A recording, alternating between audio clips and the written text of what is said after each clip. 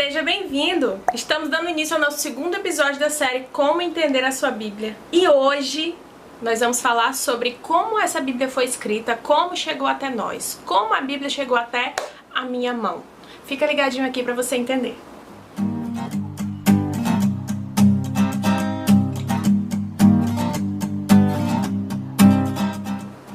Eu sei que essa não é uma aula de divisão da Bíblia, mas eu preciso lembrar você que a Bíblia se divide em vários tipos de livros. Nós sabemos que a Bíblia é uma biblioteca de 66 livros, e dentro desses 66 livros nós temos narrativas, livros históricos, nós temos livros de leis, nós temos poesia, nós temos, por exemplo, livros proféticos, temos cartas. Então a gente vai ter uma infinidade de formas que eu vou falar futuramente com vocês sobre isso, como interpretar cada tipo de escrita, mas hoje eu tô aqui para falar para você como que cada tipo de escrita, como que cada parte da Bíblia chegou até nós. Primeiro vamos falar sobre o Antigo Testamento, depois vamos falar sobre o Novo Testamento. Bom, o Antigo Testamento inicia-se com o Pentateuco.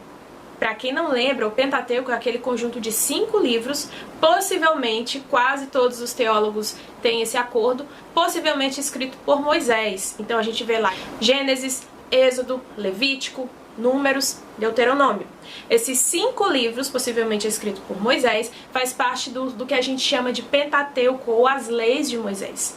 Essas leis foram escritas com o intuito, sim, de serem passadas de geração a geração, de pai para filho, para que todas essas leis fossem levadas adiante perpetuamente. Então isso foi passado de geração para geração, até chegar aonde é hoje. Na época dos profetas, na época dos reis de Israel, o Pentateuco já era usado como um livro sagrado. Bem, após o período de vida de Moisés, a história continua, a história do povo de Israel continua. E o hábito de escrever a história do povo não é algo que pertencia somente ao povo de Israel. Todos os povos da época, aqueles que possuíam escrita apropriada para isso, eles escreviam suas histórias. Existiam os escribas, eles escreviam tudo que acontecia, só que algumas situações foram situações em que o próprio Deus interviu na história. Tiveram situações de intervenções divinas ali. E nessas situações, Deus falava. E pelo fato de Deus falar em algumas circunstâncias, e pelo fato de Deus usar pessoas, de usar situações, de intervir ali, aquele escrito, aquela história, deixava de ser apenas uma história comum e passava a ser uma história que tinha uma intervenção divina. Então essas histórias com intervenções divinas passavam a ser guardadas, copiadas e passadas adiante, para que outras pessoas viessem conhecê-la, para que outras pessoas viessem ser ensinadas e ouvir aquilo que Deus tinha falado através daquelas pessoas, principalmente dos profetas. E foi através disso que nós chegamos aos nossos 39 livros da Bíblia, no Antigo Testamento. Na época, na Bíblia hebraica, era muito menos, porque, por exemplo, os 12 profetas menores eram reunidos num livro só. 1º e 2º Reis num livro só, 1º e 2º Samuel num livro só. Ruth estava inserido dentro de Reis, então tinha toda uma forma diferente de organização de livros. Mas eram esses livros. Sei que você vai perguntar. O Antigo Testamento da Igreja Católica é diferente do Antigo Testamento da Igreja Protestante. A Igreja Protestante basicamente aceita o cânon que foi o mesmo cânon que Jesus leu, que era o cânon judaico, né? Com esses livros que nós temos. Já a Igreja Católica, após Cristo, adicionou alguns outros livros ao cânon do Antigo Testamento, que eles acreditam ser inspirados. Os protestantes não adicionaram esses livros. Então eles podem ser fonte de história, fonte de conhecimento. Inclusive eu, você, nós podemos ler também esses outros livros, nós podemos ler livros apócrifos se quisermos, com o intuito de conhecermos, com o intuito de entendermos, mas lembrando, para nós protestantes, esses livros não são considerados livros inspirados por Deus. Um recado importante para você: esse vídeo não tem a intenção de lhe dar conhecimentos muito profundos acerca desse assunto. Na verdade, é um vídeo para fazer você ter o interesse de entender melhor esse assunto, de pesquisar, de ir atrás, de procurar, de estudar. É só para dar um empurrãozinho aí no seu estudo. Mas vamos continuar. Agora vamos ao Novo Testamento. Como o Novo Testamento foi formado? Como chegou até nós hoje? Sobre os livros do Novo Testamento, possivelmente eles foram escritos entre 47, 50, até mais ou menos 90, 100, depois de Cristo. E esses livros eram escritos principalmente para instruir a igreja e para falar sobre quem era a pessoa de Jesus para aquele povo que estava se tornando cristão.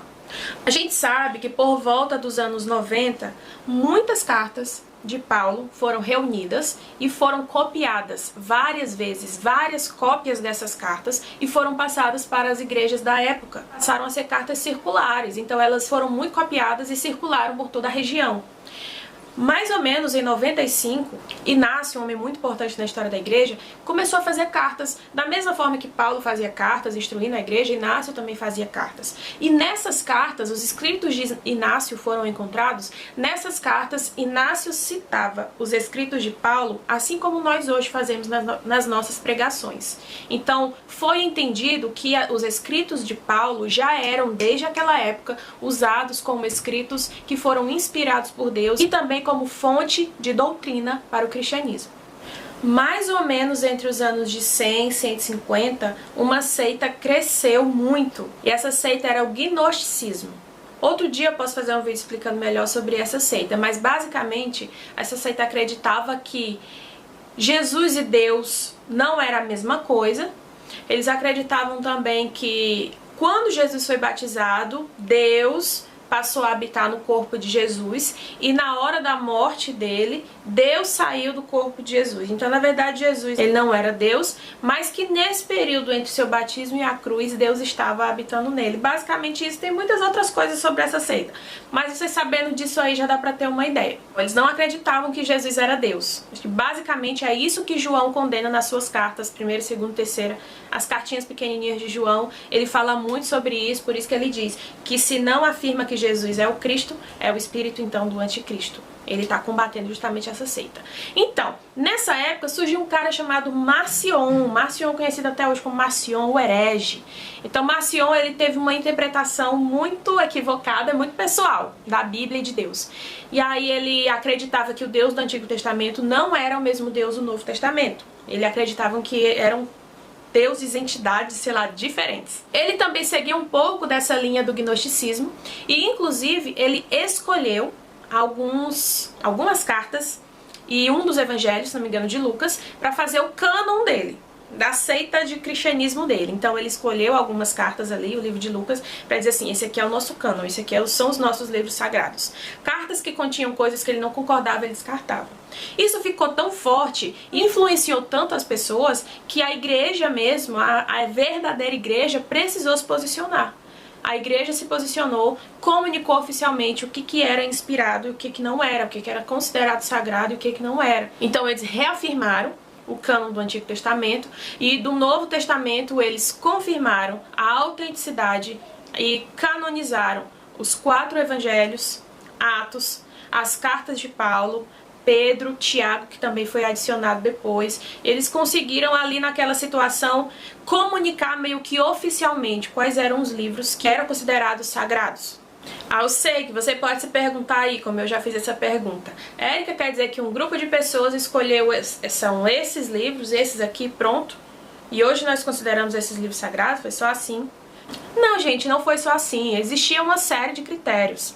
Além, é claro, de, em primeiro lugar, nós acreditarmos que Deus estava no controle até da escolha, né, disso. Deus não iria deixar, pelo menos acredito assim, que a escolha dos livros que iriam reger a nossa vida fosse feita aleatoriamente. Eu tenho certeza absoluta da intervenção de Deus na formação do cânon.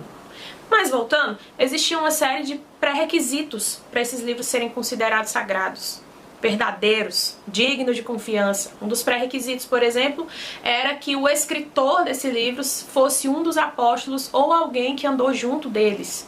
Então, deveria ser uma testemunha ocular ou quem andou junto da testemunha ocular.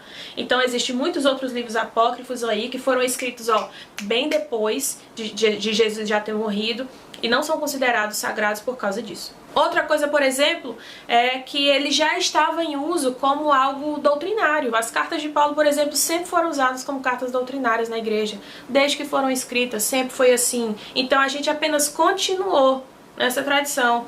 Outra coisa, o escrito ele tinha que ter a ver com o que Jesus ensina, com o Antigo Testamento e com toda a história de Deus, com toda a doutrina de Deus. Não adianta você pegar um escrito que só porque foi feito na época de Jesus e for totalmente contraditório ao Evangelho e você dizer que ele é sagrado. Claro que não. Ele precisa estar de acordo com o Evangelho para que seja considerado um livro confiável. E isso aconteceu dezenas e dezenas de vezes, várias e várias vezes. Possivelmente o processo de decidir ou de entender quais seriam os livros sagrados do Novo Testamento durou cerca de 250 anos. Então não foi uma reunião de 10 minutos que decidiu quais eram os livros que iriam fazer parte do cânon bíblico. Tá? Foi um processo de muitos e muitos anos, com muitas pessoas, e com o passar dos anos, cada ano que passava, essas pessoas iam ou confirmando, ou então negando a canonicidade desses livros. E aí chegamos ao que temos hoje. E assim a Bíblia chegou até o que nós temos hoje. E aí ela passou por traduções. Se você for pesquisar, e eu lhe incentivo a pesquisar, estudar, assistir outras aulas de teologia que você tem disponível até no YouTube, você vai descobrir se foi João Ferreira de Almeida. O que é a Septuaginta? O que é a Vulgata? Então são coisas que, se você tem a intenção de estudar, se dedicar ao estudo bíblico, é algo que você, sim, deve procurar, deve pesquisar, e eu te aconselho a fazer isso. Então, gente, o vídeo de hoje foi só para você ter uma base, uma noção de como a Bíblia chegou até nós, de como esses livros foram escritos e chegaram até aqui. Pra gente concluir, eu quero só trazer uma reflexão para você. Quando eu era criança, eu imaginava o próprio Deus segurando a caneta e escrevendo a Bíblia. Mas eu era uma criança. Isso não é um pensamento de uma pessoa adulta. Nós sabemos, e a própria Bíblia fala isso, que homens escreveram a Bíblia por inspiração divina. Então Deus usou de homens para escrever isso. Homens que viviam numa determinada circunstância, num determinado tempo e numa determinada cultura. Esses homens que estavam escrevendo não sabiam, não passava pela cabeça deles que essas cartas, que esses escritos iriam chegar até a Érica hoje, no Brasil, aqui no Ceará. Eles não sabiam disso. Eu quero te fazer uma pergunta. De alguma maneira, entender a formação do cânon, entender como esses livros foram considerados sagrados, entender que esses homens não faziam ideia, não sabiam que esses livros seriam livros sagrados. Isso de alguma maneira abala a sua fé nas Escrituras? De alguma maneira abala a sua confiança nas Escrituras? Se sim, ore acerca disso. Amém?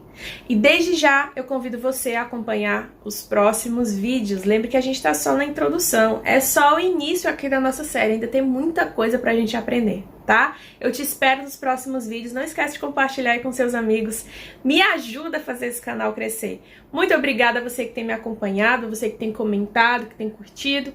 Em breve tô trazendo aqui mais vídeos pra vocês. Um beijo, um abraço, fiquem com Deus e até mais. Tchau, tchau!